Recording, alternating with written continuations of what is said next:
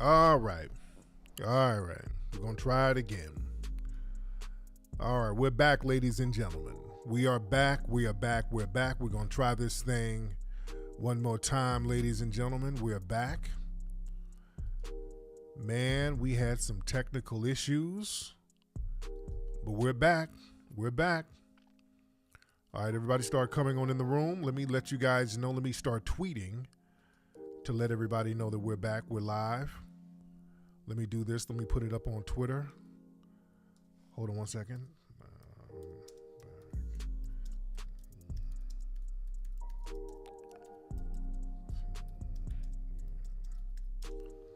Yeah, man. Hey, this was real weird, dude. Man, I got all types of glitches on my computer. Whatever I was saying must have been heavy. I'm sorry, guys. It took so long to get back, man. And it was just on this computer. It was no other computer in my house janky, but the one I'm broadcasting on. It just, some type of signal hit it, and it just conked all the way out, and it never does this. So I had to do all types of rebooting and all types of stuff, man. It was real weird. Real weird, but I'm here, man. Everybody come on in the room, man. Yeah, this was real weird what happened, dude. I'm chopping up game, and I mean, this thing just froze like crazy. It got real weird. But I'm here. I'm back, ladies and gentlemen. We're going to pick up where we left off. We're going to pick right back up where we left off. We're not going to let that stop anything. We're going to keep chopping up game like we always do, ladies and gentlemen. I'm doing the part 2 of it.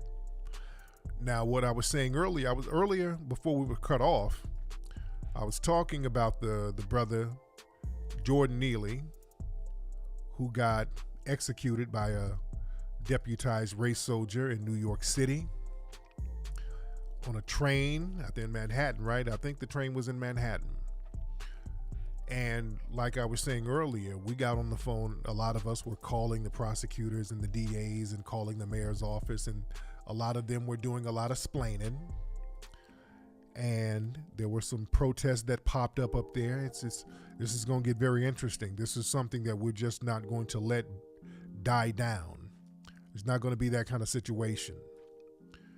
A lot of people are making noise about this, and rightfully so. Let me get on camera with the family.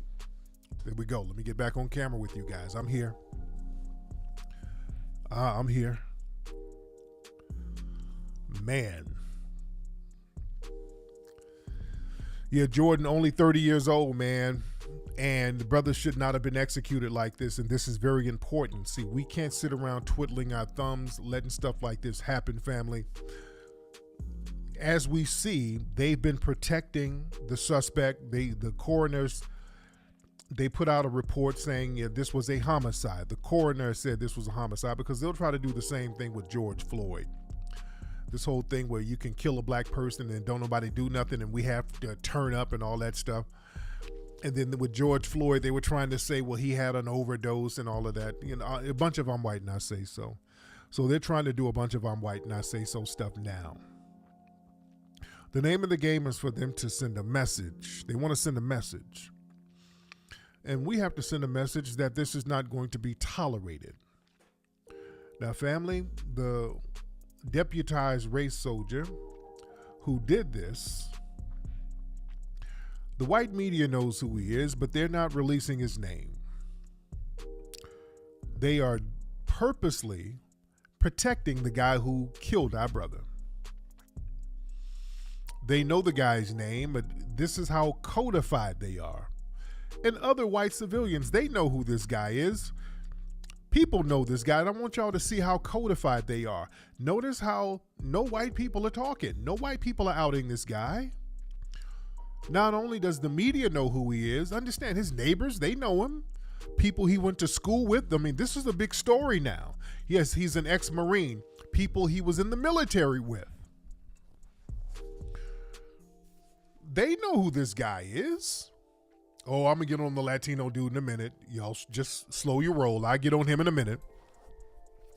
I get on the Latinos who was helping. I'll get on that in a minute. Let's take our time. We got all night. We ain't going nowhere. We ain't going nowhere. Yeah. Now we got somebody in the room splaining. You said you're a train operator. Okay, this sounds like a suspected white supremacist troll. But listen, they know who he is. They're deliberately protecting him. This is where we slip up. We have to have our own grassroots intelligence. Listen, we have to start being in a position, because now we have to beg the white people for justice. Look, they're on code with each other. We can't keep begging them for justice. We're going to have to be in positions where we can start naming who these people are. For those who don't know what I'm talking about, there was a situation in New York City where a black man was choked to death by a deputized suspected white supremacist. The brother was on the train having a little mental issue. He was kind of yelling like they do on trains, and a white man snuck up behind him, put him in a choker, and choked him to death, choked him for 15 minutes. So this is one of these Bernard Goetz situations where the dominant society, they love these vigilantes, these Charles Bronson types who can go out here and get the black straight. These are heroes among suspected white supremacists around the country. And notice all of the cowardly white supremacists. You got to understand, I want black folks to know and understand how cowardly white supremacy is. It's a cowardly practice. The fact that you have to sneak up on a mentally ill person and choke them out, and that's what you are calling a heroic act. This shows the desperation of these white supremacists. You see? And we have to start keeping our eyes and ears open, black people, and start getting our technology game up. You got too many black folks online who act like they know every damn thing. But when it comes time to get some intelligence on some people who harm the community, don't nobody know nothing. So let's get off that know-it-all nonsense and start really learning some things, learn some technology. Where my Negro nerds? You see, we need black folks who can do facial recognition, who know how to put a person's image in and kind of output it and find out who's who. We need to know who that guy is. Do you understand what I'm saying? We got to be up on our intelligence game when a situation like this happens, when the white supremacist starts protecting these people, because that's their strength. Their strength is in protecting these people. The minute we start getting names and getting some information on their background, that's where we got them. That's why we have to get that stuff early. What the white supremacists are doing now, they're giving this guy, the suspect, they're giving him a chance to scrub his internet. Everything, all of his social media, they've been scrubbed already. All right? So all of his, if he has alleged affiliations with the Proud Boys or any other white supremacist group, now we'll never know. All right? We'll never know. They're scrubbing the internet of this guy. He's going to be like a ghost. They're removing all of his social media footprints. Remember the guy who killed the Liberian? He didn't even kill him, but he shot him. They shot the Liberian kid a few weeks ago out there in Missouri. You know, they tried to let that suspected white supremacist go, and we made some noise, and the public made noise, and they arrested the guy, but they released him right back. So they gave him a little jive-ass bail and released him. But his own, was it his son? Either his son or his grandson came out like, yeah, my pop is a racist. His own relative outed him. Yeah, my pop, oh, he has a whole bunch of racist views. He hates black people. His own family outed him, which is, I'm glad his family did, but we got to stop depending on that. We got to start having our own intelligence, man. We got to start having information out. We got to start networking and chopping it up and start using social media for some constructive actions, man. We get on social media and everything is about, turning up and taking pictures of food and clapping your butt cheeks and all of that. We got to start using this thing as a protective barrier. We got to start protecting each other with this stuff. It was his grandson. Right. His grandson outed him. Where my Negro nerds, man, and much love to you. I don't say Negro nerds in a disparaging way. We need some of our brothers who know coding. Family, I know there's some ways where my brothers can figure out how to get a person's image and put that in some kind of facial recognition program so that you can get hits on people, because the government has that stuff.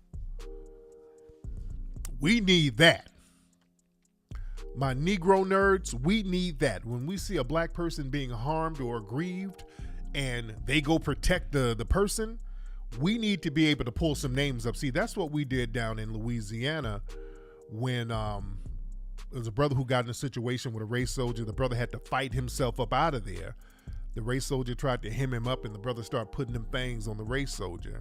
And then they arrested our brother, and then we got him out of jail the next day. And then I started hitting up people in the area. I started talking to different people, and I found out, eventually what the race soldier's name was.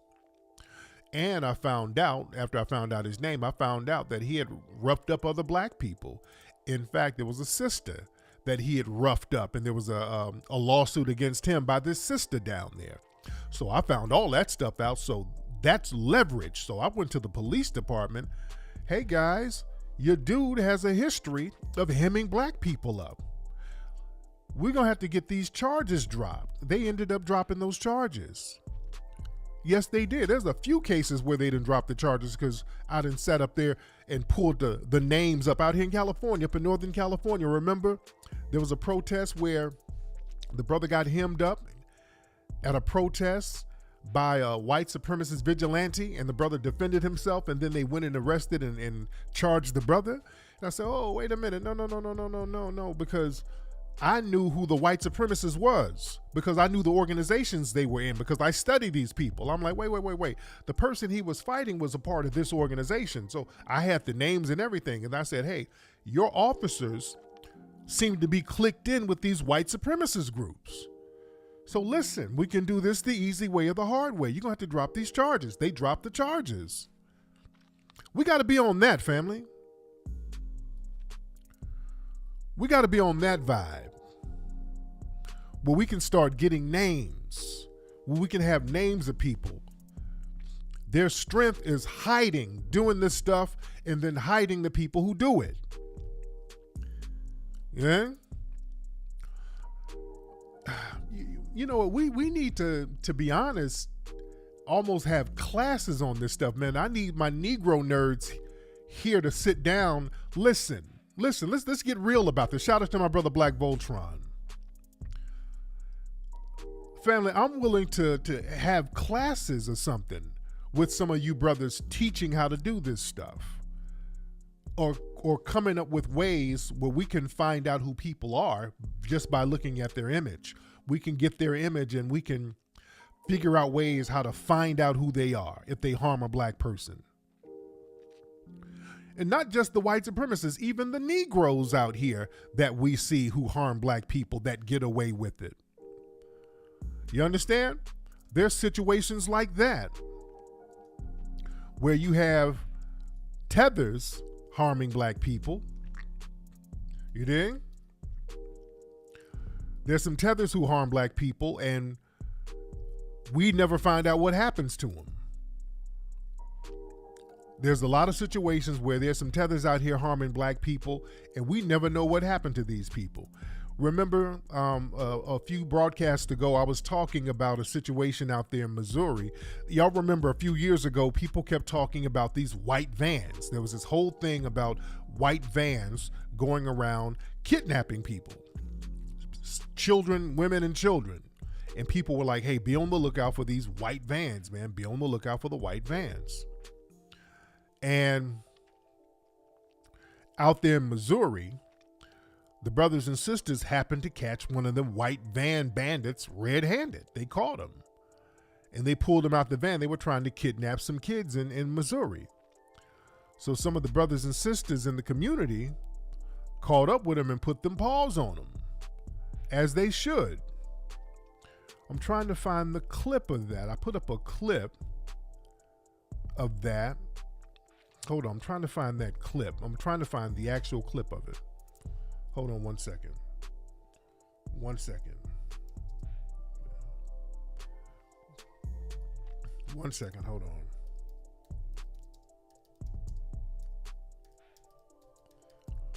Hold on 1 second. Let me see if I can find it real quick. Where is it? Where's that damn? Because I had a clip of it. Hold on 1 second. Come on, where is this thing?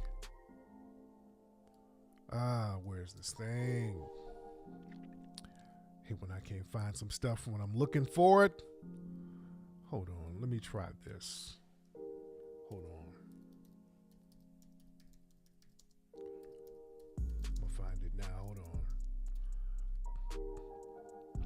Okay, here it is. Finally, I got it. All right, here it is. Y'all remember this?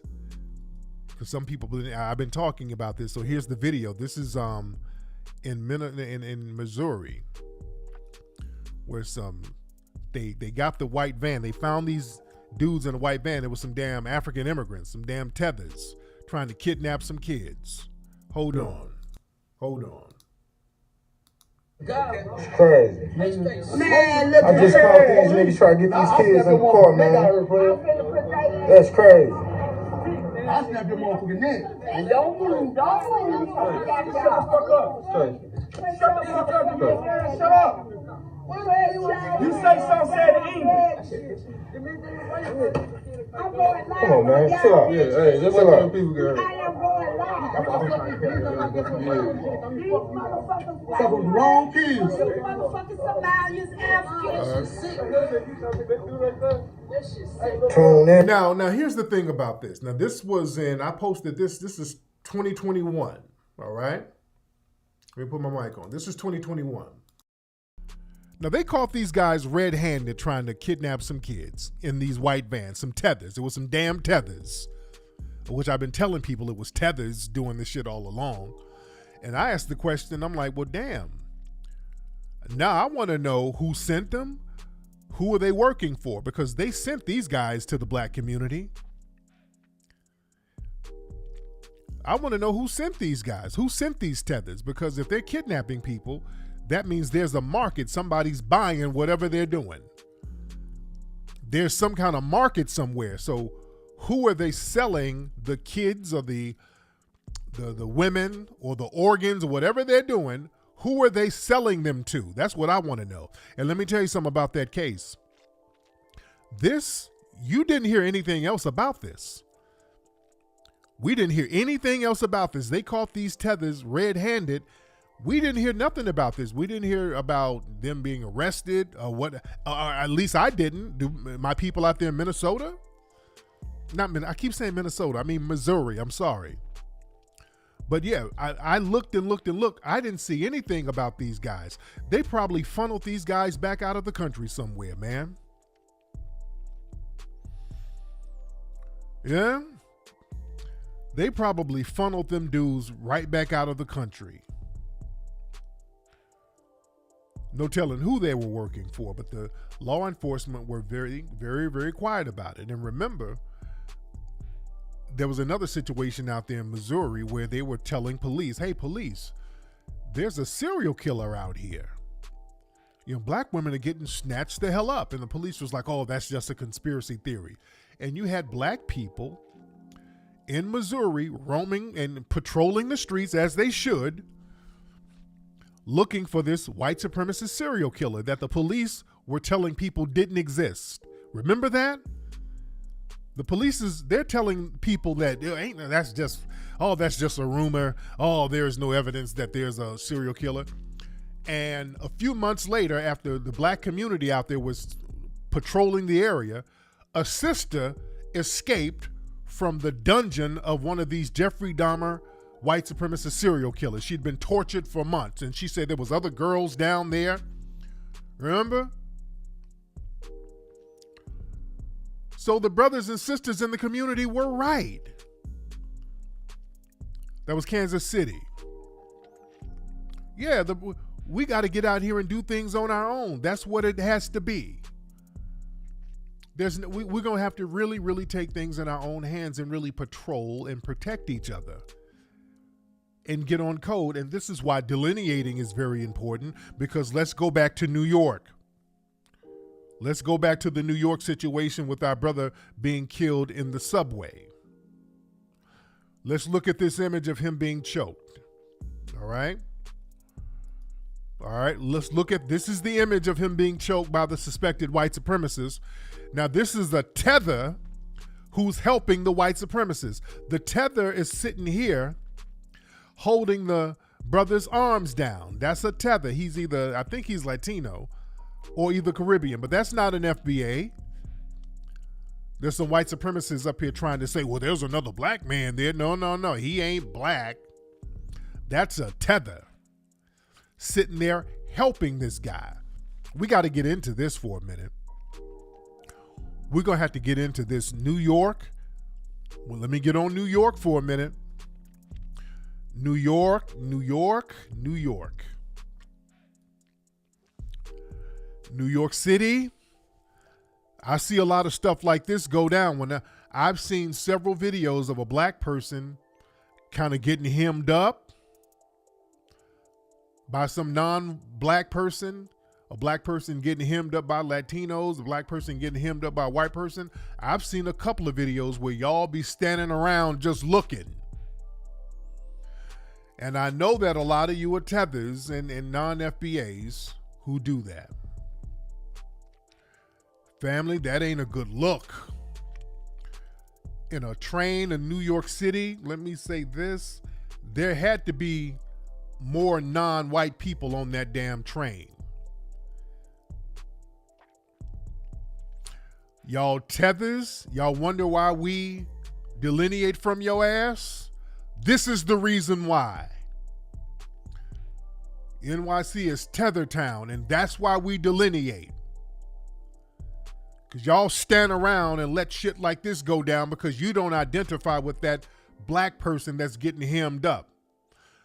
Part of our culture as foundational black Americans, we don't let that go down. Foundational black Americans generally, if we see another brother get hemmed up, we usually step in, especially if it's just the civilian doing it.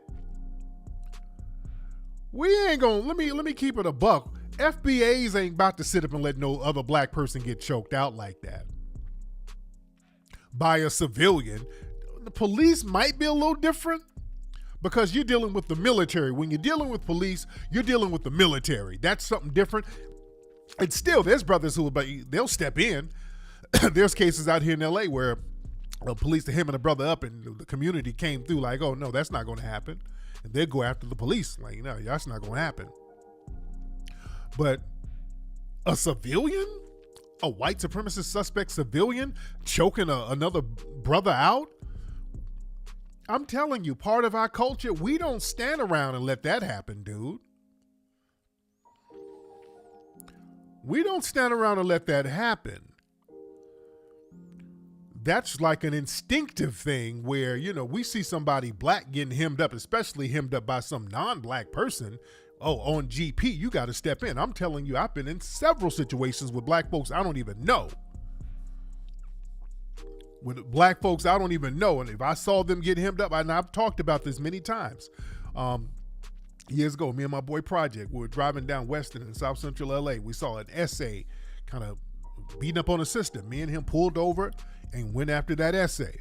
I got into a situation in Hawaii one time. There was a Hawaiian dude. It was a sister in Waikiki. She was getting hemmed up by a Hawaiian dude. So I got out my rental car and me and him went at it. I promise you I don't let black folks get hemmed up. And I'm not trying to be Batman, Superman, Aquaman, or whatever. That's just how we were raised back in the day, man. You don't let a black person get hemmed up. That's part of FBA culture. You just don't let it happen. You're supposed to get in that, and you'll sort everything out later. But if you see a black person getting hemmed up, you stop that. You saw what Tupac did. When Tupac was in Atlanta, they were driving down the street. Tupac saw a brother get hemmed up by two white people. Tupac got out the car, got his gat, and let it off. And then went back to the hotel and chilled. You see what I'm saying? That's been a part of foundational Black American culture. Y'all tethers, that there's a reason why we delineate, guys. That's some real whack ass off code nonsense that y'all doing. We know the white supremacists are cowards. We know that. They're gonna do cowardly stuff. But it should not be a train full of y'all non-white Negroes darker than us sitting there not only letting it go down, helping them. Let's be clear, not only did they not help the brother, they helped the white supremacists. And I've seen a couple of situations like that, where a tether will come and help the white supremacists harm a black person. Y'all wonder why we delineate? Not cool. You understand? Yeah, Tupac, he came from that whole Black Liberation Army movement. So he knew what the assignment was. Family. This is why we delineate, man. That's a major off-code thing. Because the thing is, y'all tethers sit up and let that go down, and the minute you get hemmed up, y'all knocking at our door. Hey, FBA, you would not believe what happened. You and I got beat up by the white man beat me. I need help.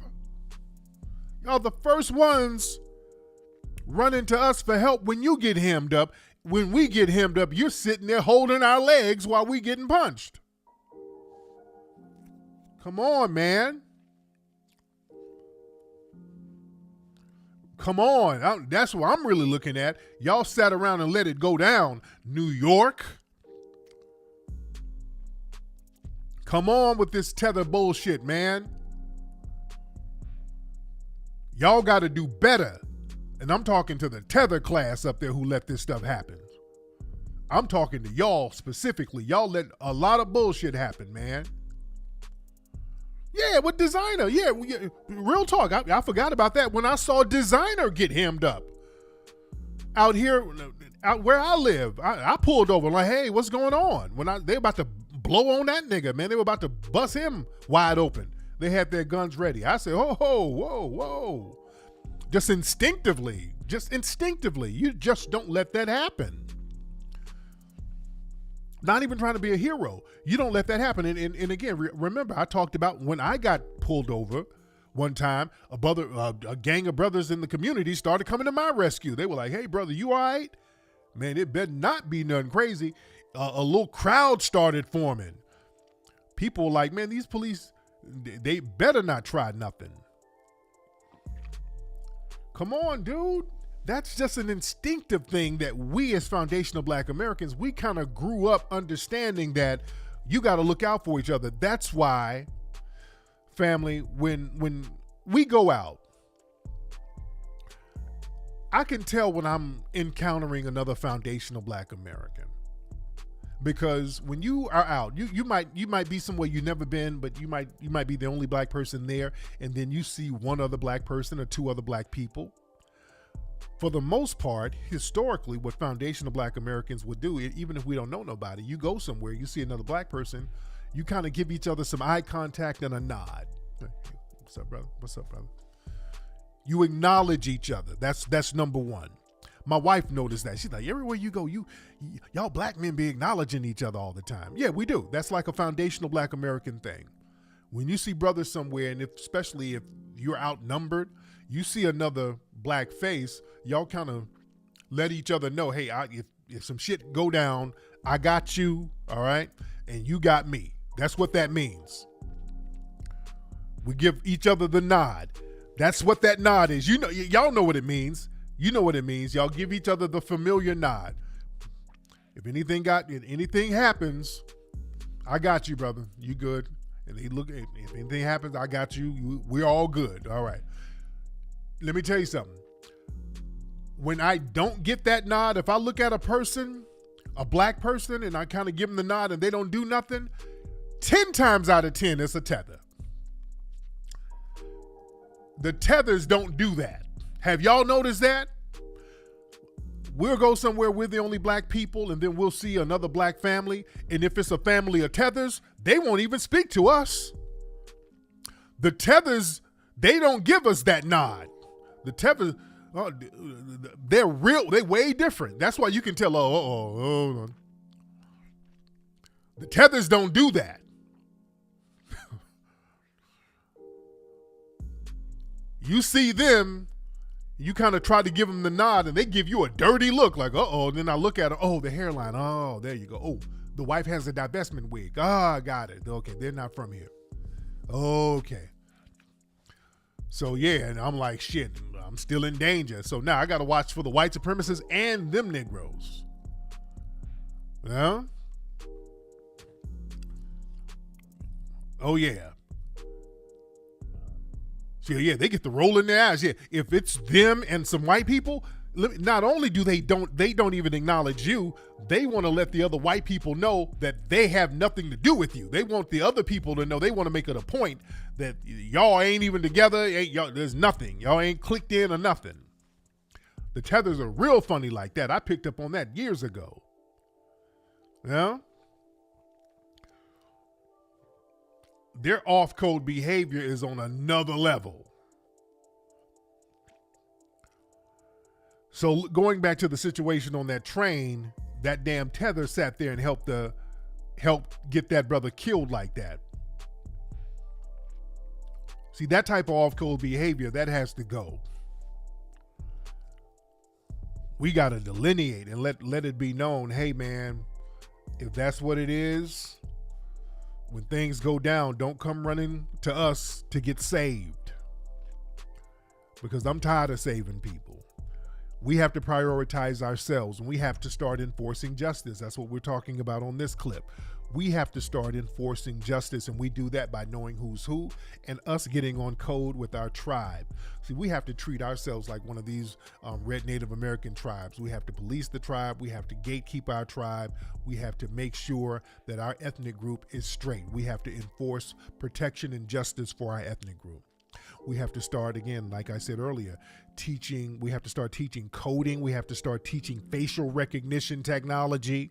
All the Negro nerds, we have to have all of that popping. We need to start getting names of people who harm us. We got to start getting the names of people who harm us. We got to start getting their faces and learning how to find out who they are. My Negro nerds, y'all need to be ear hustling wherever you work at some of these tech corporate places. Stop being the buffoon on the job. Stop being the happy token Negro, and y'all need to be in there ear hustling. You need to be the spook who sat by the door for real, and start getting that technology and getting that game and utilizing it down here for real, because I'm tired of them protecting these damn race soldiers who harm us. Every time they harm us, the white supremacist society, they all get on code. They get on code majorly. And another thing about this situation, they're already trying to get in front of it because they know, look, from a political standpoint, this is going to be a cluster flop. They know that this is a problem. So what they're trying to do now, they're already trying to spin it. They're trying to turn this into a homeless issue. So you already got some of the political pundits. They're going to jump out here and try to take it away from the racial aspect. And let's be clear, this is 100% about race. This is a racial situation. This is race. The man was killed and killed with impunity because of his race. Now, I've been seeing this narrative, and I said this is coming from the top. This narrative is coming from the top. This is AOC, Alexandria Ocasio-Cortez. Jordan Neely was murdered, but because Jordan was houseless and crying for food in a time when the city is raising rents and stripping service to militarize itself while many in power demonize the poor. The murderer gets protected with passive headlines and no charges. Now, that's them trying to spin this into a homeless issue. This is not a homeless issue. This is a racial issue. So they're already sending out the shills. There's another, they send some protesters out there. I want y'all to listen to this. They send some protesters out there. All right. And they start talking that homeless stuff too. So this is something that they're already trying to get in front of. It's coming from the top. Listen to this. Hold on.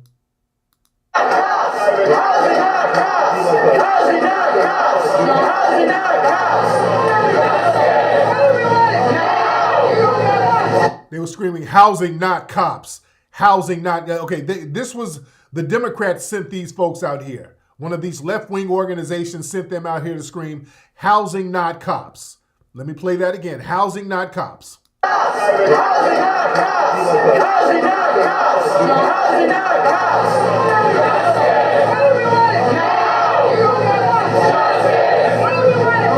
I think it's really, really scary to watch poverty be engaged with in a violent way, to see how a lot of us are closer to homelessness than we are to being millionaires. And so to see someone be treated like that as a homeless person is scary for people who are unhoused. We're scary for people who are at risk of being homeless, whose rent is overdue, whose rent is being increased, whose shelter is the next step. So it's really, really scary in a city that is going through a housing crisis to see homeless people being murdered. Okay. Stop calling the cops! Okay. This is trash. This is a con game. They're trying to get in front of it and take it away from the obvious racial aspect of it. Because someone's asking you for food and didn't even hurt you and you feel like you can't. Okay, these fake phonies out there, this is all cap. It's cap. They know what they're doing. They done sent them out here to try to dissipate the message. This was not about no damn rent. This was not about no housing and homelessness. Notice how they had her say homeless about 5 times. Well, homeless people are homeless. They're just trying to get food. Nobody should be killed because they're homeless. Because the problem with homelessness. This ain't about no damn homelessness. You're not choking white homeless people. So this is the narrative that they're going to run with. I'm telling you, you're going to see this homeless narrative.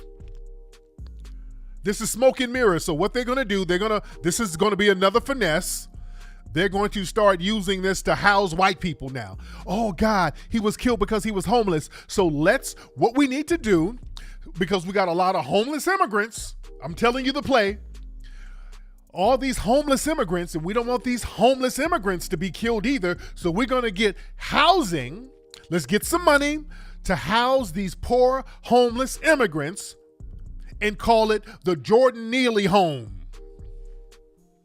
They always get some shit off the death of a black person to fund everybody else and then name it after the black person.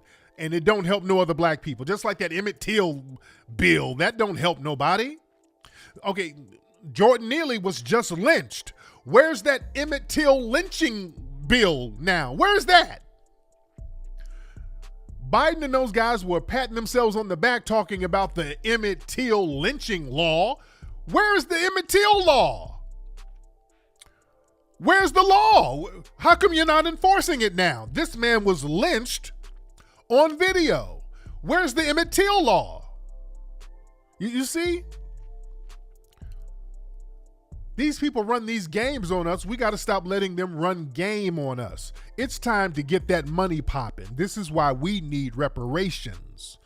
We have to thump the drum of reparations because of this. Yeah, ain't nobody brought up the damn Emmett Till lynching act over this blatant lynching. See, they don't enforce none of this stuff. They'll give us all types of corny laws, but if it's not backed up by nothing, and you're going to have to back it up with some money, give us some tangibles. That's what it just boils down to. Give us the tangibles we need, because some of the laws, you're not enforcing the laws anyway. So give us the tangibles so that we can create entities where we can enforce things ourselves. Yeah? We need those tangibles. Black folks, you would be a fool to vote at this point. If these people cannot protect our basic life, why the hell are we voting for these people? If we vote, they're going to have to give us tangibles first. We got to be serious about that. We should not one black person should get out there and vote ever until they give you some tangibles. We need tangibles right now. The fact that this brother was homeless, the fact that he was hungry and having a mental breakdown because he was hungry shows we need reparations, and then he gets killed because he has no protection. We need reparations as foundational black Americans. That's the bottom line. And Eric Adams, I don't know what he's talking about, but he's about to do some splaining. They'll probably wheel him out tomorrow to do some splaining. But we're going to need them tangibles, family. We got to stomp harder for our reparations. Yeah? And we got to stop letting these people funnel in all of these other agendas. Remember, the guy who helped kill that brother, that was looks like a Hispanic. There was a lot of Hispanics on that train. See, that black-brown coalition, y'all gonna keep playing with that black-brown coalition. And speaking of black-brown coalition, do y'all see your boy Tekashi? He's getting in on the whole Spanish owning hip-hop craze. All right, let me play your boy Tekashi. Let me play Tekashi real quick. This is y'all boy Tekashi now. He's sounding like Fat Joe and John Leguizamo. He's sounding like them now, but this is your boy Tekashi. Listen to Tekashi. Hold on one second. All right, hold on. Yo, there's something I want to get off my chest that I gotta address. I seen a lot of people saying, oh, 6ix9ine went from English to Spanish. This is one. I owe my label a Spanish album that they paid me $3 million for in 2020. That's one. I don't really care about that. So let's talk about two. You know how many Spanish niggas is born and raised in Brooklyn, Manhattan, the Bronx, Queens, Staten Island, the whole New York City. What y'all trying to say? Spanish niggas can't eat? So when you Spanish, you can only make reggaeton. You can only make Spanish music. It's our culture too, nigga. Fuck is you talking about? I'm just saying, like, think about it. Name one Spanish rapper other than me and Shorty that could enter the top 10 on Billboard. Name them. I can't even name Spanish rappers. Y'all don't let niggas eat. Y'all just mad because I could enter a whole different demographic in the Spanish market. I dominated the English, and I'm going to dominate the Spanish. All right. So that's your boy. Now he's claiming the Spanish. He sound like Fat Joe and those guys. This is my culture too. Yeah? Man. He's dominating he's dominating the culture according to him. Yeah? Man. And shout out to my sister Connie Collins. She said there was a very dark-skinned African watching him get murdered. Yeah, I believe that, Connie. I believe that. Yeah, them tethers sat on that damn train and let that happen. FBAs don't do that. You don't. That's why you don't see that type of stuff out here in the West or in the South, where people are just standing around letting that happen. You dig? You see that in tether communities. And speaking of reparations, and we were talking about reparations earlier, they got something going on at Lamert Park. July 1st, actually on my birthday. And, we're going to have a birthday event at the Hidden History Museum. We're going to have a birthday event, ladies and gentlemen. So this is what they got at they having at Lamert Park out here in LA. They got Peace, Love, and Reparations concert and unity rally with Eric Benet, which is good. The Game, that's good. The Sound of Blackness, that's good. Regina Bell, that's good. Rotimi, uh-oh. See, this is how they'll slip it in. They'll slip it in, uh-oh. Rotimi, uh-oh. Uh-oh. What is Rotimi doing there? All right, well, we talking about peace, love, and reparations. What is Rotimi doing there? For real, hold on. Why is Rotimi there? What hit record does Rotimi have? Yeah? What hit record does Rotimi have? And what does Rotimi have to do with reparations? You see? That's a weird booking to have Rotimi there. That's really out of place.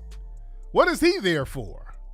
You see? Other than to put him in there so they can kind of undermine it by trying to Pan-Africanize the reparations. You better watch that. That's the only reason they're having him in. All the other people make sense. See, that's what they'll do. You'll have a good booking and then you'll slip something in there like, what? What the hell? He ain't been on Power. He ain't been on there in years because his character got killed off years ago. Really, what are they putting him in there for? And I want people to eat. I'm not trying to hate on anybody's bag, but why are they putting him there? Yeah, when they put this dude in the weirdest damn places. With that shit with Atlanta, with the Atlanta Falcons, when he up here rapping about Atlanta, that was the most disrespectful stuff ever. And they put him there for a reason. They've been trying to make him a thing for the sole purpose of undermining us. He just hasn't caught on. But they keep on trying. Just like with Cynthia Erivo. She ain't really caught on. But they keep trying. You know, they keep trying to push these people on us. And we like, come on, man. We ain't buying it. They keep trying to push Cynthia Erivo's ass on us. Yeah? But yeah, they keep trying to push Rotimi's ass, man. There's a reason why. So yeah, they're going to try to Pan-Africanize this thing. That's the only reason they're going to have him in there. Yeah, but that thing in Atlanta, when they got him, and you got all of these damn Atlanta rappers that they could have got, that was the most disrespectful thing ever. All the rappers in Atlanta that could have represented the football team there in the stadium or whatever, and they got this dude. That was mad disrespectful. And remember, he was up here trying to get us to go to Africa. Man, yeah, man, we all need to go to Africa, man. Y'all need, man, the air in Africa, man, the air is just fresh. Over here, man, y'all be breathing in problems, man. You go to Africa, Nigeria, the air is fresh. But nigga, why are you here? They always trying to sell us the Wakanda package. No. The air is not fresh. It smells like boo-boo in the streets. It's not fresh air. That's why you're here. That's why you're here. But let's go back to this flyer. Let's go back to the flyer. Who they got on here? Sheila Jackson Lee. Uh-oh. All right. Shirley Weber, okay, she's with the reparations thing. Robin Rue Simmons, where's that? Oh, Robin Rue Simmons, where's that name? Connie, who's Robin Rue Simmons? I know Connie's watching. Why that name sounds very familiar? Robin Rue Simmons. Why does that name sound familiar? Who is that? Yeah, they ain't got no grassroots people there. Yeah? Ain't no grassroots people there to really talk about what needs to be talked about from a lineage perspective. You got, again, what they'll try to do, they're going to have these little reparations things and they get people up here talking about Black Pac. Oh, Lord, Black Pac. Oh, Lord. This is going to be some Democratic shield shit. Man, Lord. So we got to watch out for this kind of stuff. Yeah, it's going to be Jollof Fest. They got Sheila Jackson Lee, Jamaican ass Sheila Jackson Lee. Lord. You know, well, the same day, we're having an event at the Hidden History Museum. That's my birthday party. So we're going to be turning up at the Hidden History. That's where y'all need to be on July 1st. Y'all need to be where the real deal is. That's going to be at the Hidden History Museum. Yeah. Yeah, none of these people are grassroots.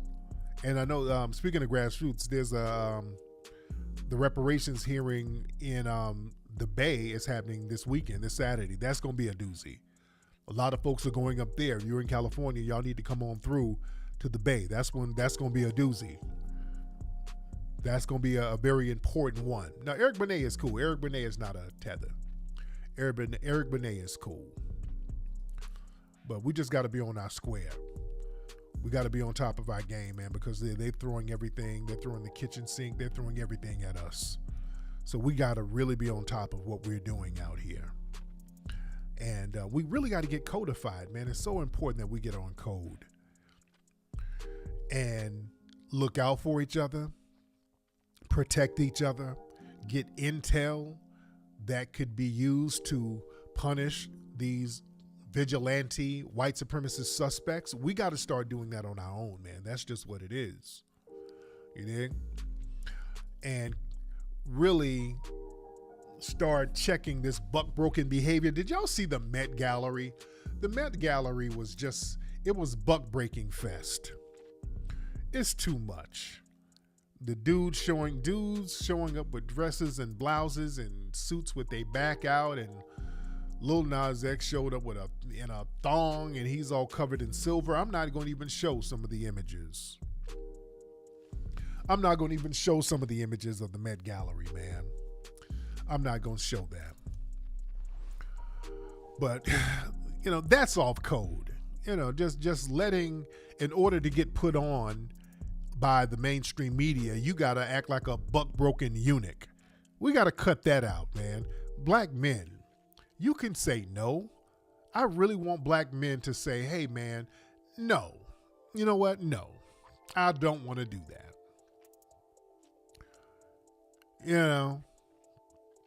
Dudes sashaying and being moist around the red carpet. Come on, man. As a man, just say, you know what? I don't want to do that. There's young kids watching us. I don't want them to see a grown-ass man sashaying around in a thong. You dig? And just a lot of off-code stuff that we got to get out the paint. A lot of trashy stuff that white society likes to promote. They got some stuff. They had some shit about Young Miami from the City Girls. They said, well, she has come out as bisexual. So what? That's not news. That's not no damn news. They buck break the men, even buck break the women. The women are running around here. They got them looking trashy, acting crazy. They got parading Lizzo around, and Lizzo's running around eating and all this stuff. They got mad at one commentator. Well, I don't know if he's on ESPN. What's his name? PK? What's that guy's name? They got PK Subban. They got mad at him because he made kind of a Lizzo joke. And they were like, yeah, NHL star. Yeah, he used to play for the NHL. He kind of made a joke about her size or something like that. Hold on, let me see what this is. I'm going to be careful about playing it because sometimes they'll strike you. Ex-NHL star PK Subban slammed for body shaming Lizzo on the air. He makes a crass joke about the size of her lunch. So what did he say exactly? Hold on. Let me try to play what he said. This is the clip here. Hold on. Maybe they need to bag a Lizzo size lunch. Okay, so they said bag a lunch, and he said maybe they need to bag a Lizzo size lunch. Okay. So now they're acting butthurt. Oh, he done fat shamed her. Look, white society will try to fake come to the defense of a black person who's doing something that's detrimental to themselves.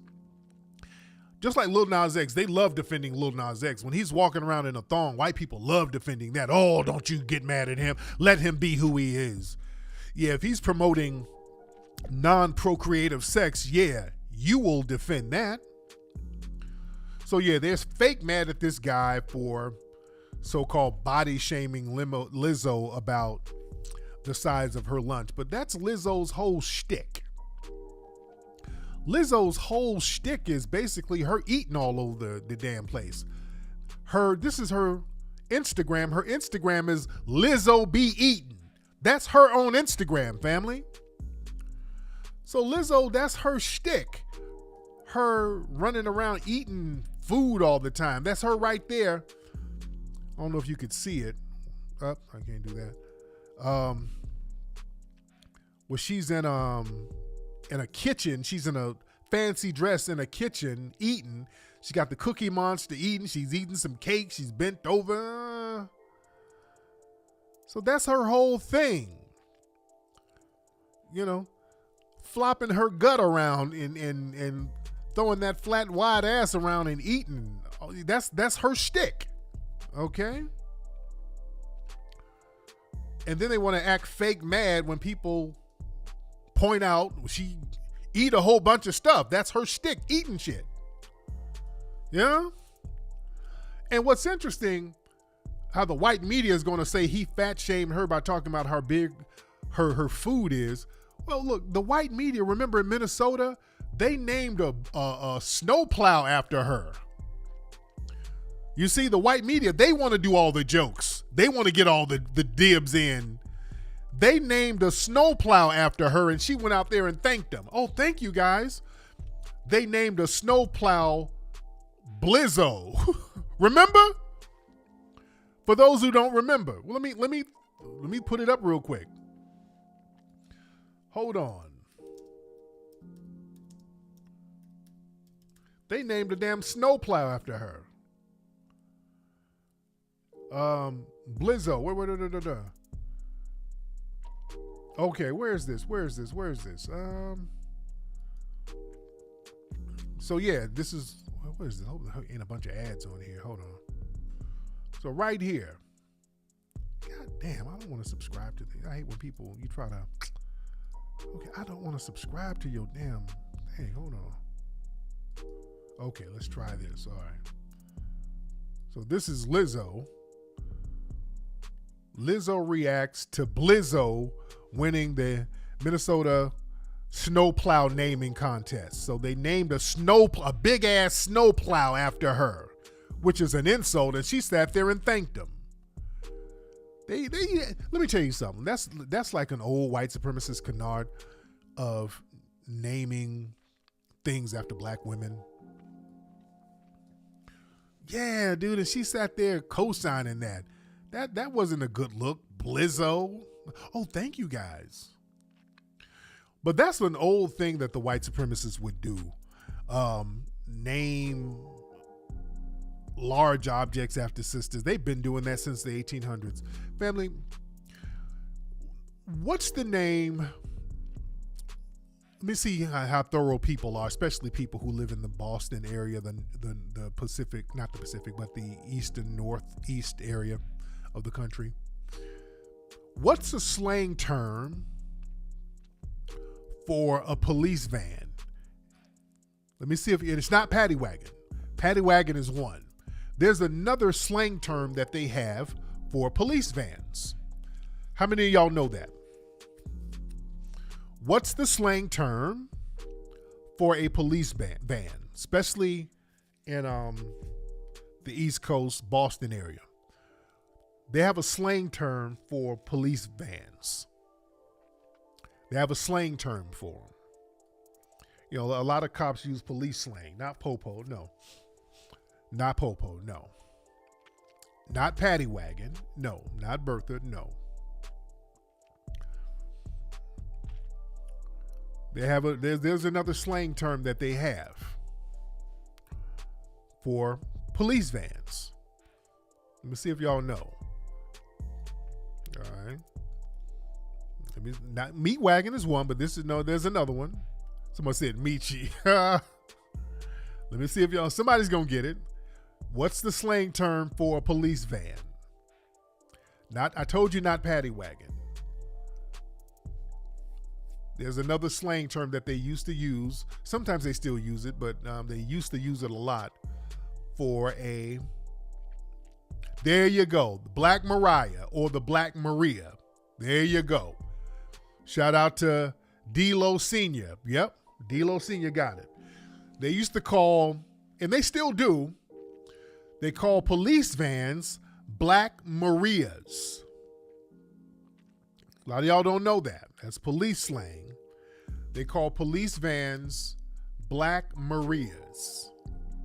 If somebody does a crime, hey, just put them in the Black Maria. called Black Marias. Also, another version is Black Mariah, but it came from the term Black Maria. Police vans. Yeah. It's a weird name, huh? Yeah, I didn't know that. Weird name. And the reason why they called him that is that in Boston, it started in Boston. In the mid-1800s, there was a black woman in Boston who ran a lodging house, a boarding house by the docks. And a lot of drunk sailors would come through. And Maria was a big sister. You know, back in the day, you know, you had sisters were, you know, you had big, strong ass, solid sisters. You know, they would work on them plantations, so sisters would be strong as hell.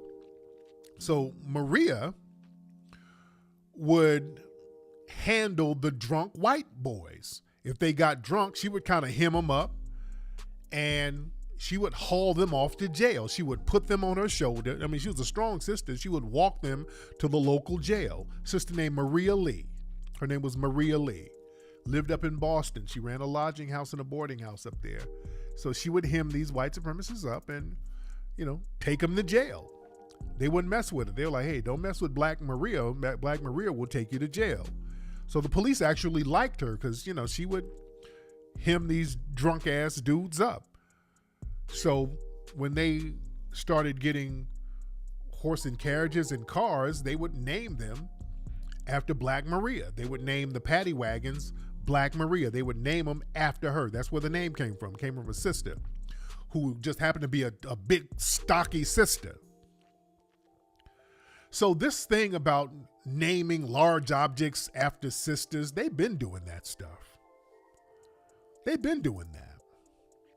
You know? Oh yeah, their sisters used to, you know, sisters working in them fields or whatever, them sisters be stocky as hell. Strong as hell. Them sisters back in the day weren't nothing to really play with. They were strong as hell. You know? Yeah, that's where Black Maria comes from. Came from a sister. They act like they don't know. They always, when there's some real racialized stuff, they always act like they don't know the origin of something. White people, they know the origin of it. They know where that came from. They know where the hell the name came from. Yeah? I'm telling you, we're rent free with these people. I'm telling you, you look at everyday things and you don't know why it's named a certain thing, a certain way. But yeah, they name a lot of stuff is named after us. Say Maria Lee was stabbed in the back by a Chinese sailor. Wow. Now I didn't know that. Now that's interesting. Yeah. Man. But anyway, man, we just got to really, really be codified with it, man. We got to be really codified with it. And we got to stop letting people piggyback these other agendas in with us. One last thing I got to show y'all. Speaking of agendas, boy, these people are getting sicker by the minute. You got this trans person. He did a video where he, whatever.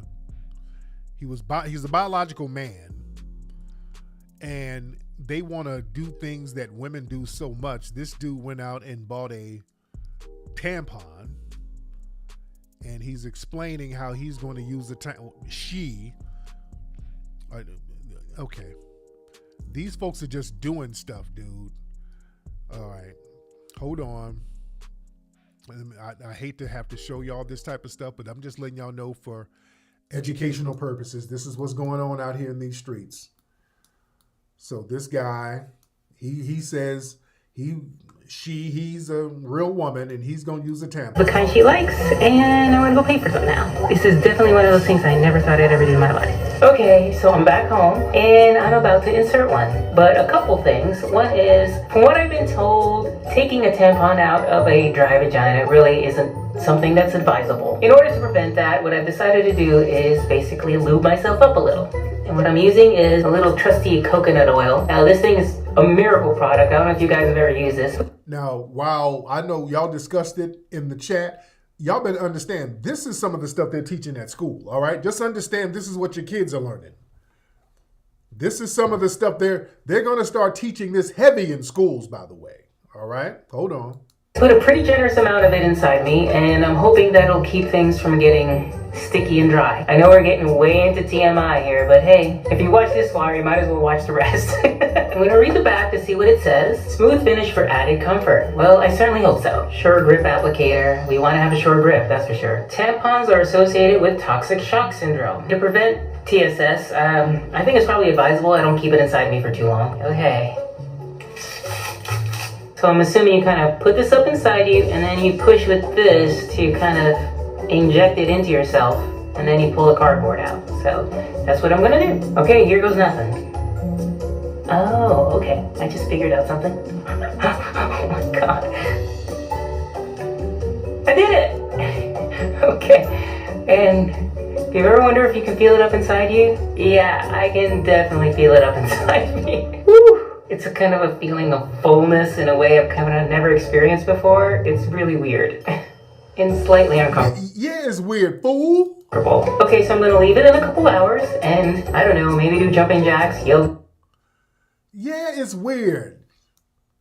Yeah, fool. Weird. A tampon don't go in a bussy. This is what they're going to be teaching in school. Why? And black folks are scared to say something because these folks then punked us out. Why?